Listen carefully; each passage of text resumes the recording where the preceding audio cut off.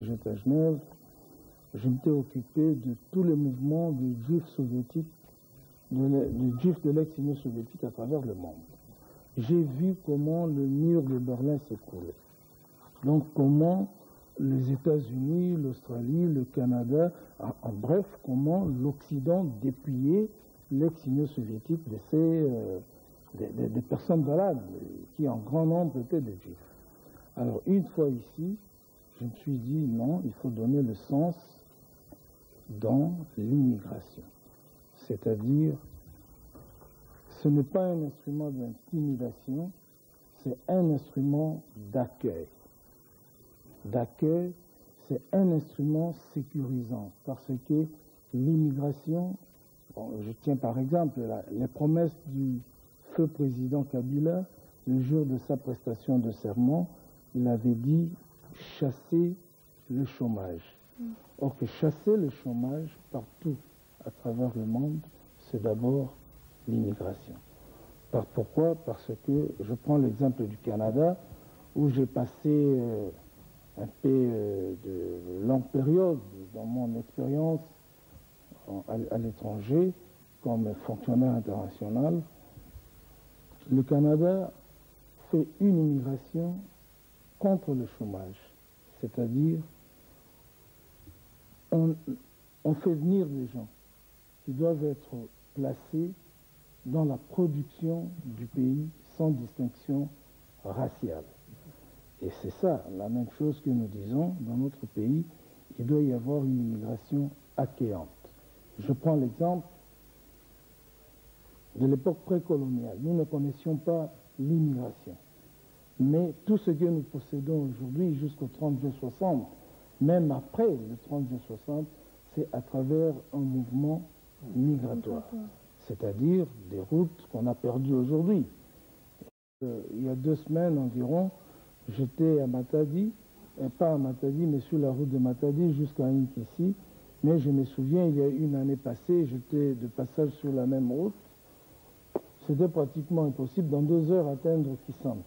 Mais aujourd'hui, vous verrez toutes les pancartes sur la route Kinshasa-Matadi, Union européenne, Union européenne. Union européenne fait partie du mouvement migratoire. C'est-à-dire, la route n'a pas été réfectionnée par les Congolais. Alors c'est ça que nous avons donné cette signification, une immigration accueillante, et surtout de faire la différence entre la police des frontières, la police des étrangers et l'immigration. C'est la police des frontières, ça on ne peut pas en parler, ça fait partie des ultras secrets de fonctionnement de la migration. On ne peut pas parler de notre politique frontalier en public, par exemple. Par contre, la politique de police des étrangers, donc c'est-à-dire d'accueil, c'est une chose qui doit être à la portée de tout le monde. Et monsieur le directeur, comment pensez-vous, quand on lit votre document, comment pensez-vous vraiment que la migration peut apporter un développement en République démocratique du Congo? L'immigration peut apporter, pas peu, mais portera beaucoup pour le développement en République démocratique du Congo. Je prends l'exemple, par exemple, j'étais à Kananga il y a 1 mois et demi environ. Je suis allé même visiter le fameux bâtiment à l'Athénée royal de Kananga, je parle à l'époque de Louabourg, la grande salle où la conférence, les travaux sur la constitution de Louabourg s'étaient déroulés.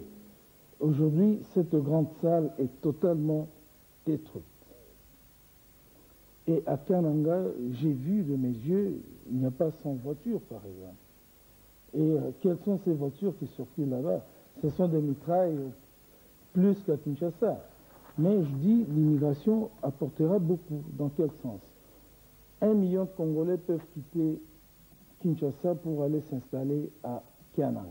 Ils n'apporteront pas la créativité du travail. Mais si aujourd'hui il y a 100 Européens ou Asiatiques qui peuvent se réinstaller à Kananga, par exemple, vous devez être sûr qu'on aura 100 sentinelles qui seront dans le travail, 100 jardiniers, 100 chauffeurs même plus, 6-10 vendeurs de magasins, des choses comme ça. Donc, on aura des milliers de créativités d'emplois. Voilà pourquoi nous disons que le développement du pays, de n'importe quel pays du monde, l'immigration joue un très grand rôle parce que c'est la grande sécurité de l'État. La grande sécurité, c'est travailler contre l'anti-chômage. Donc qu'il n'y ait pas de chômage, parce que le chômage, c'est l'unique instrument dans la vie d'un pays qui crée l'insécurité dans un pays. Imaginez-vous, avant-hier, j'ai vu plusieurs étudiants de l'IEC et autres fêter par exemple leur collation. Mais pour le lendemain meilleur, je dis non. Parce qu'ils n'ont pas de débouché d'entrer dans le marché du travail. Et cela constitue un grand danger, une grande insécurité dans le pays. Nous-mêmes comme Congolais, nous n'arrivons pas à créer les emplois. La même chose, l'immigration, c'est le développement. Je n'ai rien à voir ou contre quelqu'un ou les êtres humains, parce que j'aime bien que les êtres humains se retrouvent ensemble pour le développement. Je prends le cas, soit des Libanais, Indiens, Belges, je crois, qui sont ici. Ça, je vous jure, chaque jour, quand un Libanais, quand un Belge, quand un Français ferme sa petite boutique, ici, il s'en va, il y a combien de Congolais qui perdent le travail? 300, 400. Même plus? Même plus. Il y a la banque qui perd son travail, les cuisiniers, les jardiniers, combien de chauffeurs, et derrière eux, il y a combien de personnes? Il faut compter au moins à chaque travailleur 10 personnes derrière, des membres de famille directe et quoi tout ça. Pas seulement ça. La prise en charge, par exemple, dans des soins médicaux, ça fait partie, à travers ces créateurs de travail étrangers qui sont avec nous, ils prennent même en charge là où l'État, par exemple, ne prend pas en charge. Donc vous voyez que tout ça, ça sécurise le pays. Et aujourd'hui, par exemple, dans la ville de Kinshasa, il n'y a pas 5000 étrangers créateurs de travail.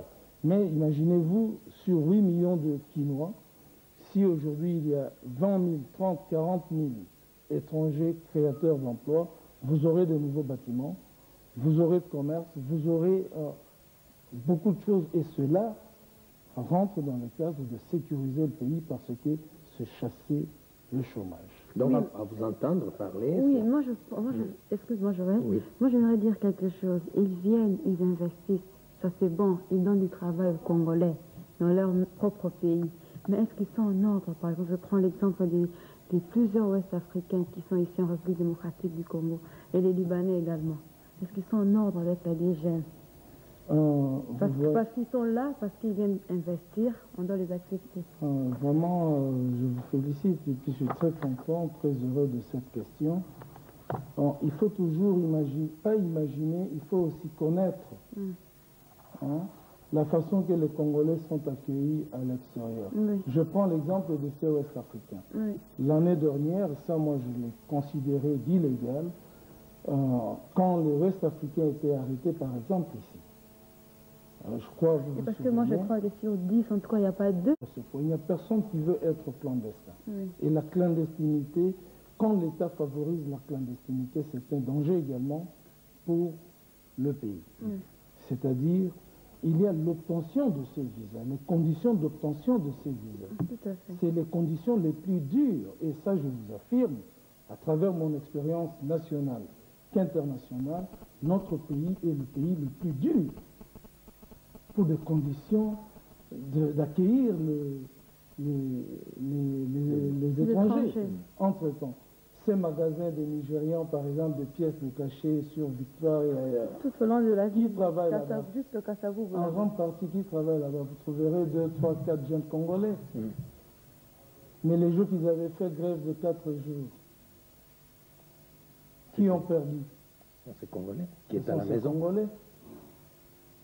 Vous voyez le problème. C'est-à-dire, c'est pourquoi l'immigration dans un pays au besoin de développement doit être une immigration accueillante et sécurisante de part et d'autre. Donc, je prends l'exemple. nous disons toujours, nous sommes riches et quoi tout ça. Le Bénin aujourd'hui, au Bénin, il y a plus de 10 000 Congolais. Le Bénin n'est pas un pays riche plus que nous. Ici, il n'y a même pas 100 Béninois. Et la grande partie de Béninois qui sont ici, par exemple, sont de missionnaires. Il y a moins de 15 Béninois. Je vois les statistiques, par exemple, de cette année, donc l'année dernière et cette année, pendant une année, il y a eu 4 Béninois qui ont demandé le séjour, par exemple. Mais tandis que nous, au Bénin, aller à Cotonou, aller à Porto Novo, vous verrez combien de Congolais de l'RDC sont là-bas, dans des pays pauvres. Et vous partez dans des pays pauvres en disant que les pauvres viennent nous voler ici, alors que c'est dans des pays pauvres que vous réussissez même à envoyer des $30 au vôtre ici. Donc nous devons alléger totalement le problème de conditions d'accueil, de séjour des étrangers, pour aider qu'il n'y ait pas de clandestins. Oui, monsieur Pierre Yambouya, nous...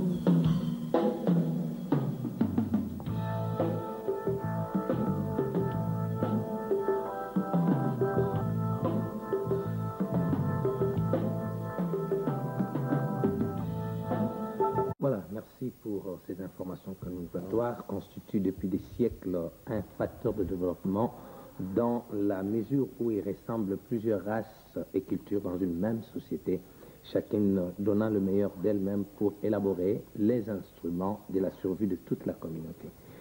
Cependant, la République démocratique du Congo est aujourd'hui confrontée à une grave crise due à plusieurs facteurs, dont le manque d'une politique cohérente en matière de migration. En effet, ce secteur de migration fait office d'une police intimidative, monsieur le directeur venait de le dire, au lieu d'être un instrument de développement au service de la nation. Mais c'est dû à quoi? C'est pourquoi nous vous rappelons que nous avons sur ce plateau le directeur général adjoint de migration, monsieur Pierre Yambouya, avec qui nous sommes en train de réfléchir sur la politique migratoire en République démocratique du Congo qui doit être un instrument de développement. Monsieur le directeur, pour atteindre positivement les objectifs d'une migration de développement, vous dites dans votre ouvrage que la République démocratique du Congo doit s'épancher sur 3 points. Et vous citez l'immigration cohérente et empirique. Qu'est-ce que cela veut dire? Immigration cohérente, c'est quoi? Je prends le cas Siforco, par exemple. Siforco, dans notre pays, qui était Siforza hier, avant notre victoire du 17 mai, Siforco fait partie d'une immigration cohérente. C'est-à-dire, je prends le chiffre. À notre arrivée ici, il y avait 4500 travailleurs congolais qui travaillaient pour Siforco, c'est-à-dire de l'Équateur, Bandundu jusqu'à Kinshasa, dont le camp de Siforco est là, à Maluku. Mais il y avait 245 expatriés, donc immigrés, on a l'habitude de les appeler expatriés chez nous. Aujourd'hui, il y a quoi? Cette société a fermé les portes. De 4500 travailleurs, il n'en reste plus que 70 travailleurs. C'est-à-dire, la République démocratique du Congo, du coup, en a perdu combien? 4430 postes de travail. Fois 10, donc y compris les membres de famille qui sont d'ailleurs, ça fait plus de 44 000 personnes qui sont restées sans soins médicaux, dont les enfants n'y vont plus à l'école, où on voit aujourd'hui de chéguer et que tout ça. C'est-à-dire l'immigration cohérente, se travailler logiquement et une acceptation logique de quelqu'un qui peut venir de loin s'installer pour participer dans un autre pays, dans le développement de ce pays. Il y a beaucoup d'exemples. Je prends à l'époque coloniale, par exemple, je prends Sabena, qui n'était pas Air Congo. Il y avait combien de travailleurs dans la Sabena? Aujourd'hui, il y a combien de travailleurs, par exemple, au lac? En passant, bien sûr, de Air Zahir et quoi, tout ça, jusqu'à atteindre le niveau de sous-développement, je peux dire, parce que là qu'aujourd'hui, c'est une société sous-développée. Pourquoi? Parce que il n'y avait pas cette cohérence après l'indépendance pour cette société d'aviation, par exemple, qui est devenue aujourd'hui LAC. Donc, l'immigration cohérente, c'est l'acceptation, comme moi, je suis congolais, je peux aller m'installer avec mon argent, avec mes possibilités en Nouvelle-Zélande, qui n'est pas mon pays, et je peux créer d'emplois là-bas. Et là, je vais créer quoi? Une immigration cohérente en faveur de la Nouvelle-Zélande. Donc, l'immigration cohérente, c'est la logique. C'est une immigration qui permet aux gens, quelle que soit leur diversité et appartenance raciale ou nationale, de se retrouver dans un coin, pas seulement le Congo, ailleurs, et quoi tout ça, pour vivre d'une façon durable et créer des emplois régulièrement. Voilà l'immigration cohérente. Et puis, l'immigration empirique, c'est quoi? Immigration empirique, c'est juste l'observation. Comment s'appuyer aux expériences des autres.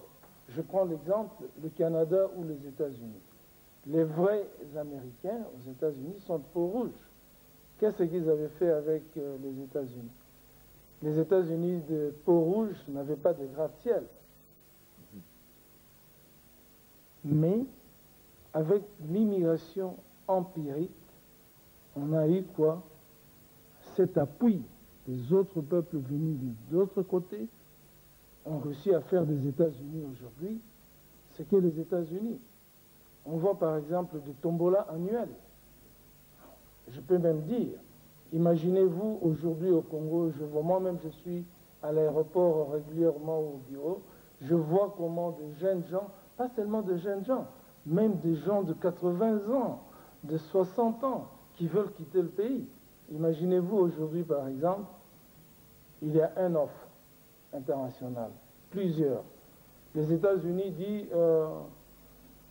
j'ai besoin de 5 millions de Congolais. L'Allemagne dit j'ai besoin de 500 000 Congolais. Le Japon dit j'ai besoin de 50 000 Congolais. L'Australie dit j'ai besoin d'autant de millions, donc sur 60 millions de population, le reste de la population congolaise, le reste du monde développé surtout, en a besoin de Congolais. Ce pays restera vide. Hein? Donc personne ne va rester ici. Voilà pourquoi nous disons, pour maintenir des Congolais chez eux, nous devons nous allier, comprendre le développement des pays qui étaient découverts vides, sans développement, et comment ces pays se sont développés. Par qui? Par l'association des gens qui viennent de partout. Si vous êtes à Montréal, par exemple, vous verrez par exemple des policiers canadiens d'origine indienne. Mais vous voyez ces histoires que les Indiens... Mais ils n'ont pas perdu leur culture à la fois. Absolument pas. Ils sont toujours indiens dans leur culture, mais en servant une législation canadienne, participer dans le développement canadien. Donc, l'immigration empirique que nous pouvons également apporter chez nous. Donc, dont même l'époque coloniale pour nous fait partie de l'immigration empirique. Quand on avait la grande société de transport en commun ici, qu'on avait hérité à l'indépendance, TCL, il n'y avait pas de masse de gens sur les rues pour attendre, par exemple, le transport, dont inutile d'en parler ici, des difficultés de transport aujourd'hui. Donc, l'immigration empirique se référait à d'autres pays qui ont réalisé le développement à travers l'unité de plusieurs peuples qui viennent de partout. Vous avez évoqué tout à l'heure là le cas de personnes même plus âgées qui cherchent à quitter le... Il semble que c'est la Direction générale des migrations qui favorise tout cela, puisque quand ils vont en Europe, quand tous ces Congolais qui s'en vont en Europe, qu'est-ce qu'ils peuvent apporter? Puisque dans votre ouvrage, vous parlez également de l'appui de la diaspora. Mais on constate que notre diaspora ne s'intéresse pas à ce qu'il peut apporter comme développement dans ce pays. Entre-temps, vous autorisez, vous permettez qu'il y ait des textes qui s'envolent chaque jour. Personnellement, je suis très heureux de cette question parce que personnellement, voir les têtes congolaises quitter le pays pour aller ailleurs et y rester sans y revenir me fait trop mal. Parce qu'un pays dans le besoin du développement ne doit d'abord pas perdre ses richesses, dont je dis son patrimoine intellectuel. Et tout ça, c'est quoi? C'est pour la détérioration des conditions de vie. Moi, je me souviens, je suis allé en Europe aux années 60, je suis reparti plusieurs fois, mais quand nous on partait étudier en Europe vers ces années-là, quand on revenait ici, qui revenait avec une voiture? Pas même un poste de radio. On disait quoi? Nake na poto, na yekoli, na zongi na diplôme, na zu maele ya mondele, pour na rosala, mala moi. Vous voyez. Donc, c'est-à-dire, l'apport de la diaspora est très important. Je dis en fonction, par exemple, je prends le cas de coopération que moi je propose. Et ça rentre dans le cadre de la 2GM, enfin, ça c'est mon point de vue, parce qu'il n'y a pas une politique générale aujourd'hui de l'immigration entre nous, les dirigeants, les premiers dirigeants de cette institution. Donc, je prends l'exemple, vous partez en Belgique. Moi, personnellement, j'en connais des centaines de médecins congolais qui avaient fait des études ici à l'Ovanium, donc à l'université de Kinshasa, qui sont médecins. Et aujourd'hui, après avoir bénéficié des bourses d'études de la communauté européenne, ils vont en Belgique pour 2, 3, 4 ans. Après le stage, ils refusent de revenir au pays. Et ils finissent par quoi? Prendre la nationalité belge. Mais en prenant la nationalité belge, leur diplôme d'université de médecin ici ne leur sert pas. Ne leur sert pas. Il y a des gens âgés. Alors, moi je dis quoi? La diaspora n'est pas nécessairement celui qui est resté congolais. La diaspora congolaise, y compris ceux qui ont pris d'autres nationalités.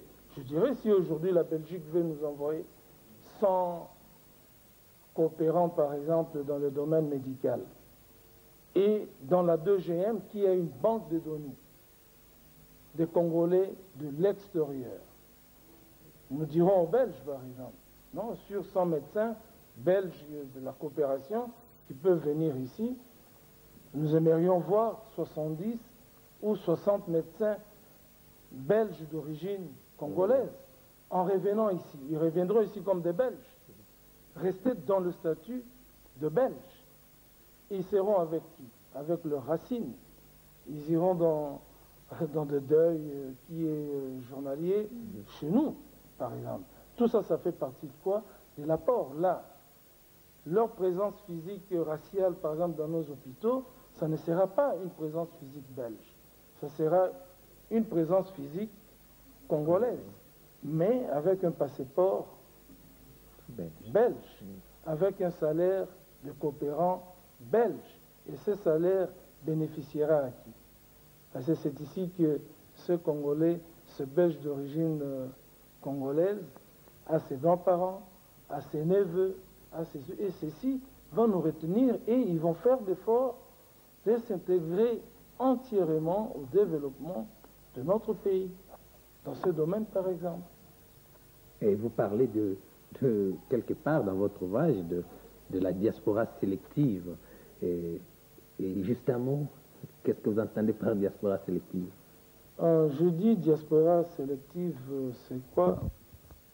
Pour toute personne, tout Congolais qui a vécu à l'étranger par exemple, ou qui vivent encore là-bas, il y a deux types de Congolais aussi là-bas. Combien de personnes on voit, même quelqu'un qui est receveur de Fula, il veut aller là-bas. Il part. Mais moi, j'aimerais, par exemple, vous êtes de l'RTNC, dont ce travail d'information, ce travail de la presse, qui est un apport éducatif très important, aller là-bas, non pour y rester, pour y revenir, avec une expérience certainement supérieure. C'est ça que nous disons quoi? l'immigration, donc la 2GM, dans sa politique émigratoire, doit avoir aussi un regard sur une immigration sélective, c'est-à-dire sélectionner des gens qui n'y vont pas à l'étranger dans l'esprit d'y rester.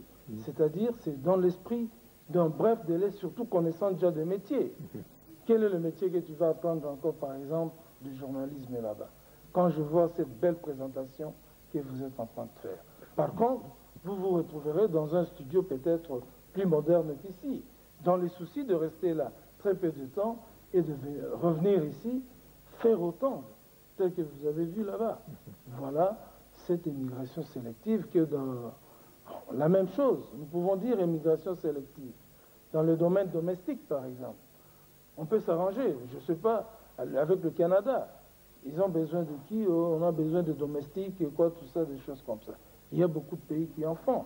À ces moments, que cela se fasse à l'intermédiaire de l'immigration, c'est-à-dire choisir, donner l'occasion à la 2GM de choisir, de sélectionner des Congolais qui se comporteront également bien dans cette sélection que nous voulons. Que des gens aillent d'une façon éparpillée, bon, juste surtout pour la détérioration du tissu social dans notre pays. Oui, monsieur Pierre Yambouya, tout à l'heure, avant de suivre les informations en langue, je vous ai très bien suivi. Vous avez beaucoup insisté sur une administration migratoire accueillante. Et ici, vous dites les hommes et les femmes fonctionnaires de la DGM doivent se préparer à devenir les dépositaires d'une administration migratoire accueillante unique en Afrique.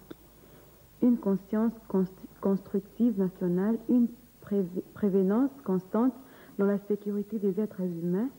En RDC, le souci d'effacer de notre vocabulaire national les mots Chege.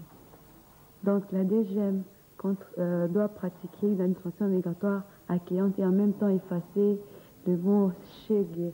Parce que je ne vois pas le rapport entre les fonctionnaires de l'État, DGM et les mots Chege. Si vous pouvez nous expliquer ça. Ok. Jean s'occupe plus des étrangers, il s'occupe également des enfants de la rue. Je vais avoir les précisions. Non, vous avez parfaitement raison et ça me fait plaisir de vous expliquer pourquoi ce mot Chege là-dedans. C'est quel souci? C'est ça que je dis, une immigration accueillante. Les hommes et les femmes fonctionnaires de la DGM doivent se préparer donc à être des fonctionnaires conscients, accueillants et réalistes pour une immigration juste, c'est-à-dire, comme je venais de dire tout à l'heure par exemple, si aujourd'hui dans la ville de Kananga, 1 million de Congolais peuvent quitter, 1 million de Kinois peuvent aller s'installer à Kananga, c'est juste la croissance du chômage dans cette ville, qui n'a même plus 200 voitures. Par contre, s'il y a 100 ou 200 expatriés qui peuvent s'installer là-bas, dans le titre de production personnelle, il y aura combien de travail? Donc là où 100 Congolais peuvent s'installer, et même dans la migration nationale, et 100 étrangers qui peuvent aller s'installer là-bas pour produire localement, c'est-à-dire, c'est effectivement le souci d'effacer de notre vocabulaire le mot Chege. Et effacer le mot vocabulaire, dans notre vocabulaire, le mot Chege, c'est créer des emplois. Et pour créer des emplois, il faut cette immigration accueillante. Donc, pour que cette immigration congolaise soit vraiment accueillante, donc, cette immigration doit avoir en son sein des fonctionnaires dignes qui comprennent le rôle de ce développement. Raison pour laquelle, là je dois le dire, raison pour laquelle, alors que j'étais, toutefois je suis le premier directeur général de la 2GM, ce n'était pas pour rien que je m'étais battu corps et âme auprès du feu président Kabila et le ministre Mawampanga, avec l'apport du ministre Moïse Kongolo, alors à l'intérieur, pour donner un salaire conséquent à la 2GM, ou le dernier balayeur qui n'avait pas de certificat de 6 ans de CFA de l'école primaire avait au moins $200 par mois. Et vous avez vu ce que représentait notre immigration à cette époque-là. ce qui n'est pas le cas aujourd'hui. À vous entendre, M. Pierre, vous insistez sur le fait que les étrangers doivent s'installer. Il y a un autre problème politique qui se pose, excusez-moi de revenir. Ces étrangers qui viennent chez nous, quand ils peuvent créer un problème, des incidents comme ceux que nous vivons aujourd'hui, où ils peuvent réclamer des nationalités en masse, où on ne sait plus suivre les procédures normales pour acquérir une nationalité, et créer ainsi un problème politique ou un problème de guerre. Comment vous entendez ça? Ça, moi, j'ai toujours considéré un problème très mineur, dans le sens que, comme nous disons, quand nous quittons ici pour aller s'installer en Belgique, en France, en Italie, aux États-Unis, celui qui quitte son pays va s'intégrer dans le pays d'accueil. La même chose, par exemple. Mais nous devons aussi accepter que les Congolais ont une faiblesse incroyable. Regarde, par exemple, je loue, quel que soit, enfin, je ne vais pas entrer dans le problème politique, mais en tout cas, le jour de l'accord cadre de Saint City, j'étais très heureux de voir qu'il y a de Congolais qui se sont mis ensemble, quels que soient nos problèmes, pour chercher à unifier le pays. Donc, dans lequel, en tout cas, l'accord cadre de Saint City, effectivement, c'est ça. Le problème des nationalités, c'est un problème secondaire. Regarde, je prends le massacre que la maman venait de parler tout de suite ici, que nous déplorons tous, dont le chef de l'État venait même de décréter un deuil national. Et on voit encore des marionnettes, ça moi j'appelle des marionnettes, congolais. Mais vous croyez vraiment que les Rwandais sont plus forts que nous? Absolument pas. Donc la question de nationalité dans la masse, ça n'a pas d'importance. Mais cela doit se faire individuellement. C'est-à-dire, il faut qu'il y ait des règles justes. On ne doit pas refuser qu'il y ait un Tutsi qui devient congolais. La même chose, moi je peux aller au Rwanda, je me dis, bon, j'ai vécu ici depuis 20 ans, 30 ans, je me suis intégré dans la vie rwandaise, qu'on m'accorde aussi la nationalité rwandaise, mais de mon gré, et non de voir tous les Ndandais qui sont à côté du Rwanda, ou je ne sais pas, des Banyanga ou des Bashi, en bloc de demander la nationalité. Là, ça n'a pas de sens. Là, ça cache d'autres intentions dont nous sommes victimes, par exemple, aujourd'hui. Donc, il faut réglementer. Et puis, quelque part, vous dites que vous posez la question de savoir quels sont les devoirs du Congolais d'origine étrangère ayant renoncé entièrement à sa nationalité d'origine. Vous dites qu'ils pourront participer à toutes les activités politiques de leur choix et à tous les niveaux créer leur parti politique. Être candidat dans toutes les élections politiques pour devenir député ou sénateur, exercer les hautes fonctions politiques jusqu'au niveau du Premier ministre, exercer les hautes fonctions dans l'armée, la police et la sécurité d'État, exercer les hautes fonctions dans la magistrature. À vous entendre parler et à comparer la situation de l'affaire Ouattara en Côte d'Ivoire, est-ce qu'il n'y a pas un problème qui s'est posé là? Vous voyez, les Africains ont un grand retard dans la vie, d'une façon générale. Mais regarde, je ne vais pas citer les noms des gens. Il y a des éminents ministres depuis l'époque de la Deuxième République et aujourd'hui encore qui ont de doubles nationalités, mais qui sont congolais. Vous pouvez même en connaître d'autres qui sont français, belges, quoi, tout ça. Hein? Qui quittent d'abord ce pays à l'âge adulte. Je peux prendre le cas, par exemple, des joueurs du football. Tous les joueurs, moi-même j'en débarque combien à l'aéroport d'Njili quand j'y vais là-bas, qui veulent émigrer avec de faux papiers. Mais ils sont adultes. Mais quand ils vont en Belgique, je ne sais pas, en Italie, en France, et là ils s'affirment meilleurs joueurs. On le voit jouer dans des sélections là-bas. Et pourtant, ils sont congolais. La même chose que chez nous. C'est-à-dire, aujourd'hui dans la municipalité de Bruxelles, par exemple, il y a des Congolais qui sont des conseillers municipaux, parce qu'ils ont rempli des conditions à devenir belges, et leurs mœurs, c'est quoi tout ça, et ils n'ont pas un mauvais casier judiciaire, et quoi tout ça, et ils s'impliquent dans la vie politico-municipale belge, par exemple, dans l'entité où ils sont élus. On a vu un secrétaire d'État qui est comparable au ministre en France, par exemple, à l'époque de Mitterrand, qui était même ministre de l'intégration, un Togolais, qui était élu de sa peau, l'unique noir d'ailleurs dans la ville, là où il était. Mais il avait été élu maire de la ville par des Français d'origine purement française. Donc la question de nationalité n'est pas un problème. Quand quelqu'un choisit à renoncer entièrement à sa nationalité d'origine et devenir congolais, vraiment à 100%, il a droit, comme tous les Congolais, sans problème. Voilà, Joël, c'est tellement intéressant. Ça nous permet de connaître de plus en plus la direction générale. Et nos informations en français cette fois-ci. Je rappelle que c'est grâce à la maison KGGB International. Aujourd'hui, comme je le disais, nous posons la question de savoir quel fondement d'une coopération migratoire pour la République démocratique du Congo, Monsieur Pierre, est-ce que tout à l'heure vous avez reconnu qu'il n'y a pas une politique nationale? Est-ce qu'il n'est pas possible, avec ce que vous avez comme expérience, d'arriver à un plan d'action national de migration en République démocratique du Congo?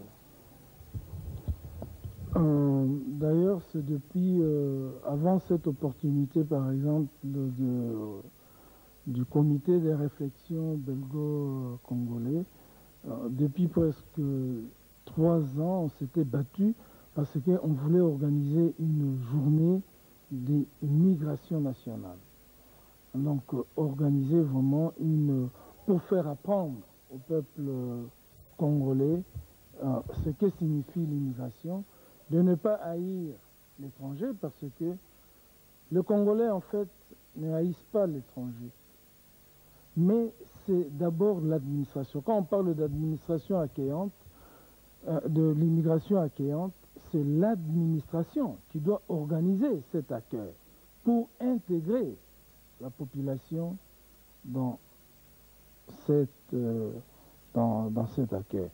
Donc, vous voyez que de ce côté, pour arriver à organiser une bonne immigration, donc en général la migration, il nous faut par exemple un grand service de presse dont vous êtes.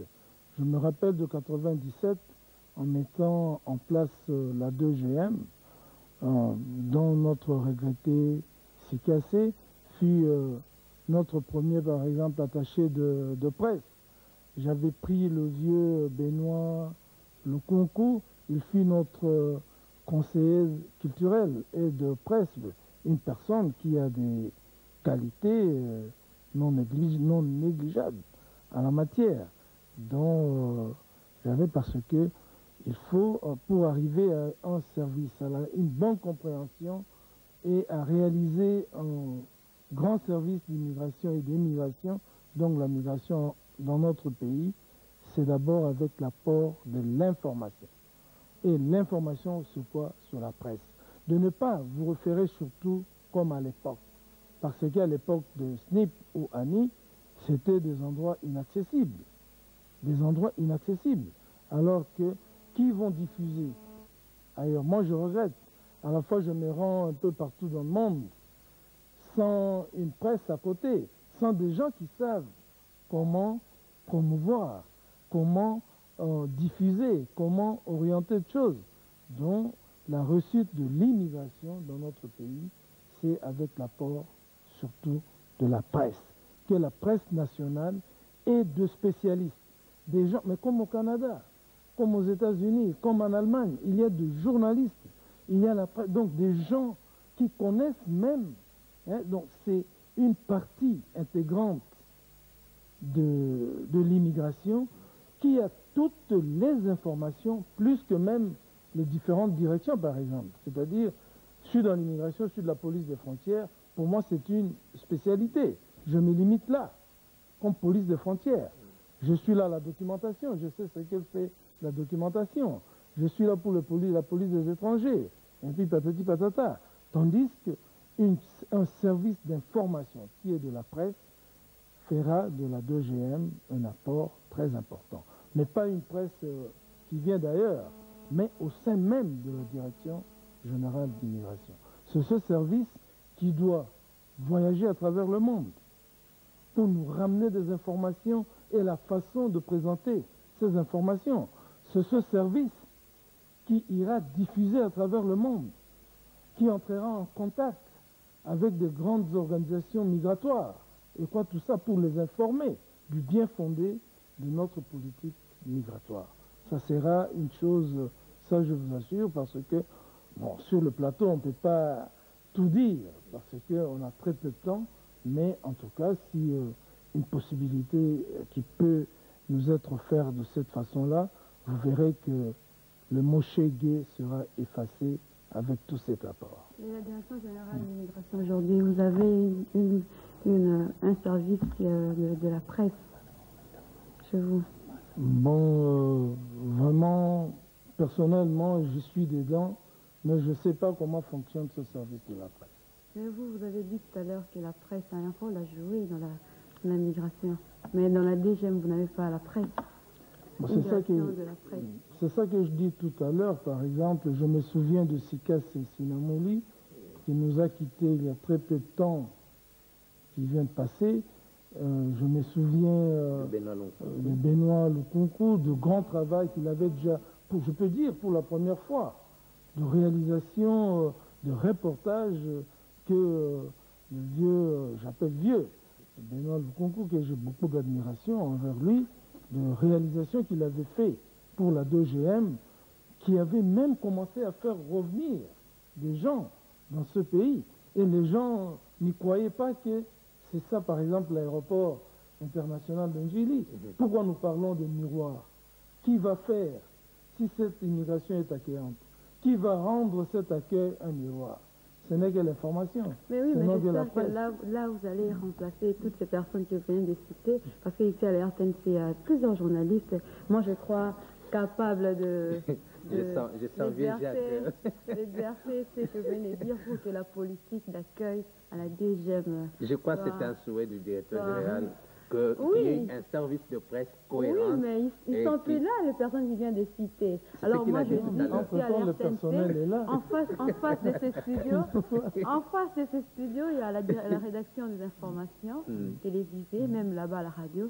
Si vous avez trouvé des gens, moi je crois, prêts à vous servir dans la bonne vision que vous avez à pratiquer la politique du bon accueil à la Direction générale de l'immigration. En tout cas, ça sera une grande réussite. Ils sont là, ils vous attendent. Là, à la sortie, ils viendront vous chercher. Vous avez écrit, monsieur le directeur, plusieurs ouvrages sur l'approche d'une nouvelle politique d'immigration en République démocratique du Congo, perspectives d'avenir. Vous avez également écrit les fondements d'une coopération migratoire entre les deux Congos. Et vous avez également écrit la Direction générale de migration d'ici l'an 2002. Et aujourd'hui, vous venez d'écrire le développement de la République démocratique du Congo par la Direction générale de l'immigration. Pourquoi les développements? Vous venez d'expliquer, bien sûr, mais pourquoi les développements de la République démocratique du Congo ne doivent venir que de la DGM? Le développement, si je dis cela, doit venir, ce n'est pas nécessairement doit venir de la DGM. Donc la DGM fait partie de l'orientation pour atteindre les objectifs. Parce que, bon, on n'a pas une fabrique de caméras vidéo ici. Ça viendra d'où? Donc, dans toute la politique de conception, il faudra que la migration soit intéressée. Voilà. Je dis, même aujourd'hui, si vous immigrez au Canada, qui va vous accueillir là-bas? Si vous avez vos 100 000 $, 200 000 $, vous dites, voilà, je veux faire mes affaires au Canada. C'est d'abord l'immigration. C'est d'abord l'immigration. Pourquoi il y a des tombolas? Quand les États-Unis font le tombola pour ramener des gens, moins développés qu'eux au Canada, aux États-Unis. Ce n'est pas un autre service. C'est l'immigration américaine. L'Australie, la même chose. Il y a même dans d'autres pays, comme la Nouvelle-Zélande, il y a des villes en Australie que j'ai côtoyées moi-même, où vous voyez des cités d'immigration, par exemple. Donc ici, on ne peut pas en développer le fonctionnement parce que c'est trop que nous souhaitons de voir ce genre de choses se réaliser chez nous parce que ça fait partie du développement. Voilà. Oui, comme nous parlons de cet ouvrage, Joël, nous allons demander à la réalisation de nous donner l'extrait de la conférence que vous avez tenue lors du lancement de cet ouvrage.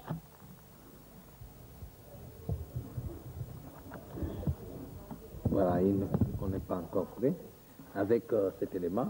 Mais, M. Pierre, une question.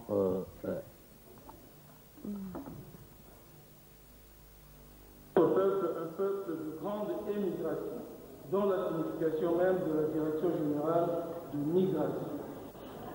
Car ceci nous a permis de découvrir beaucoup de réalités physiques de développement des autres peuples à travers le monde. Et parmi nous, même dans cette salle aujourd'hui, plus particulièrement ces valeureux comités de réflexion belgo-congolais, par exemple, qui est très éloquent pour l'avenir de notre pays dans son triste et incroyable état physique actuel. Je me rappelle positivement du feu président dictateur, évidemment, Mobutu, car son œuvre dictatoriale m'avait conduit à un long exil en Occident et plus particulièrement en Italie. Et ainsi, perdre ma carrière d'aviateur pilote militaire pour devenir haut fonctionnaire d'Amnesty International et de l'Organisation internationale pour l'immigration. Ainsi, le feu président Mobutu m'avait donné l'occasion de voyager dans plus de 70 pays de notre 5 continents de la planète Terre. L'œuvre libératrice du feu président M. Kabila est pour moi le souvenir inoubliable, car ceci m'a permis de revenir au pays natal et ainsi me battre pour mettre en pratique les grandes connaissances des valeurs migratoires acquises à travers les différents pays de notre monde durant l'exil, dont la création de la Direction générale de migration en 8 juin 1997. La pacification combien louable du général-major Joseph Kabila, chef de l'État de la RDC, est d'ailleurs cette grande opportunité de ce 25 mai 2002 qui vient de donner un sens très positif sur l'avenir de l'immigration et de l'immigration pour toutes les générations futures de notre nature.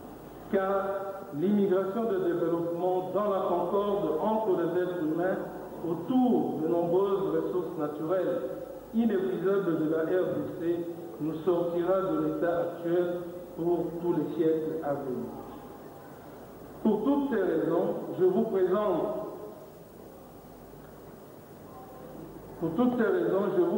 mon petit ouvrage intitulé « Le développement de la République démocratique du Congo par la Direction générale de migration ». Ceci n'est qu'un résumé d'un ouvrage que j'ai voulu en publier en 500 pages. Mais je m'étais interrogé jour et nuit durant sa réalisation, pourquoi dois-je être égoïste dans mes opinions?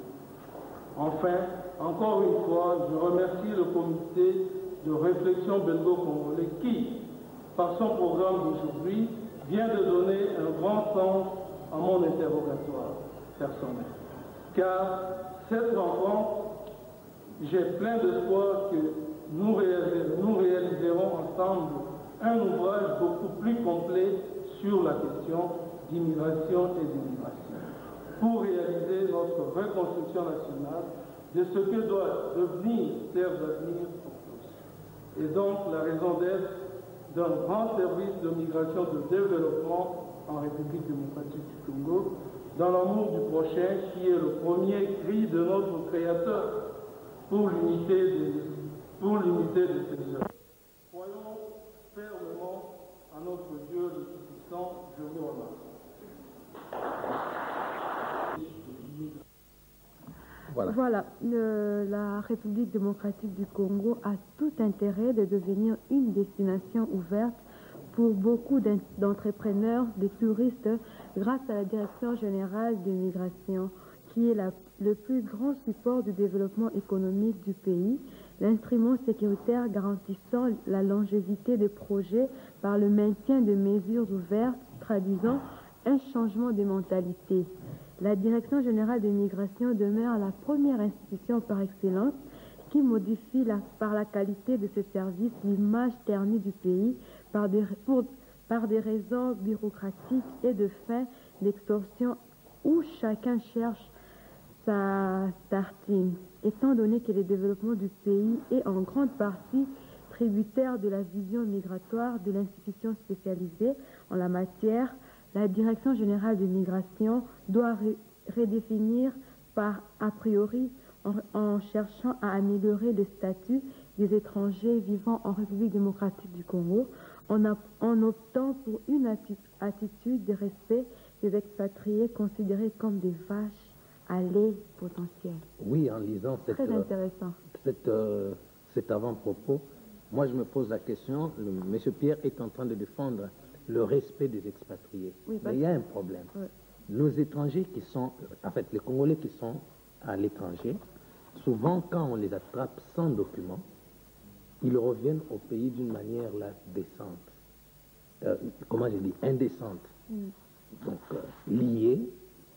Et parfois, ils reviennent même en culotte, sans un sou, sans un bien. Et comment vous voulez que le Congolais puisse, n'est-ce pas, lui, respecter les étrangers, alors que lui-même, à l'étranger, n'est pas respecté? Vraiment, c'est très intéressant cette question. Mais je prends l'exemple. La grande délinquance de la jeunesse congolaise aujourd'hui en Belgique, j'étais là il y a 1 mois et demi environ, j'en ai même ramené une cassette d'un reportage de la RTBF sur ça. Ce sont qui? Nous devons aussi savoir, c'est pourquoi nous parlons d'émigration sélective, qu'il y ait des gens qui peuvent émigrer pour ne pas vivre ce genre de choses. Le chômage, c'est l'insécurité. Même l'Europe aujourd'hui. Vous savez, être ingénieur aujourd'hui ici et émigrer, aller en Europe et trouver le travail, pas comme ingénieur, mais trouver le travail pour nettoyer, pour faire le nettoyage à la station de la gare de Midi, par exemple. Vous ferez une grande fête. Ah, en tout cas, oui, et pas un zam. Alors que vous êtes ingénieur des ponts et chaussées, mais tu vas travailler là-bas comme balayeur quelque part et te sentir que voilà, je me suis approché du bon Dieu. Mais aujourd'hui, la grande délinquance en Belgique se fait en Europe. Ce sont ces gens-là qui ont pris de l'argent de la nation ici, qui ont acheté des villas et quoi tout ça là-bas en laissant ce pays dans la misère. Hein. Et leurs enfants là-bas faisaient quoi? Leurs enfants ne bénéficiaient pas des caisses sociales. Leurs enfants vivaient avec des millions d'argent. Et aujourd'hui, ces parents politiciens, que nous revoyons d'ailleurs, qu'ils sont chez eux, ils doivent revenir pour faire mieux, pour qu'il n'y ait plus des enfants délinquants là-bas. Et quand les enfants délinquants de vos anciens ministres, de vos anciens dignitaires, des enfants qui sont devenus des... Vous voulez que la Belgique ou la Hollande fasse quoi de ces gens-là?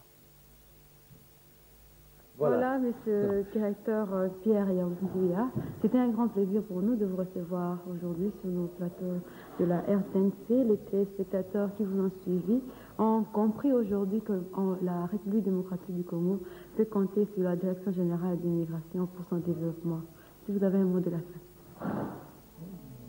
Vraiment, je loue le mot de la fin pour moi, c'est encourager les Congolais, que les Congolais quittent des divergences, des conflits inutiles.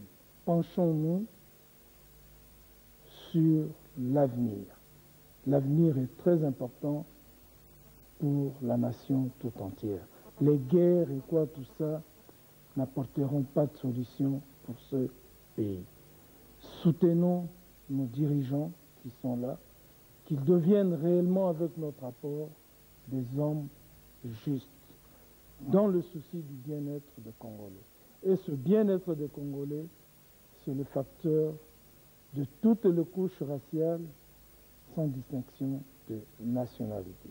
Soyons accueillants comme nous aimons être accueillis, très bien accueillis chez les autres. Merci beaucoup. C'était un plaisir pour nous de vous recevoir et compter surtout beaucoup sur la presse de la RTNC pour contribuer à la politique de bon accueil.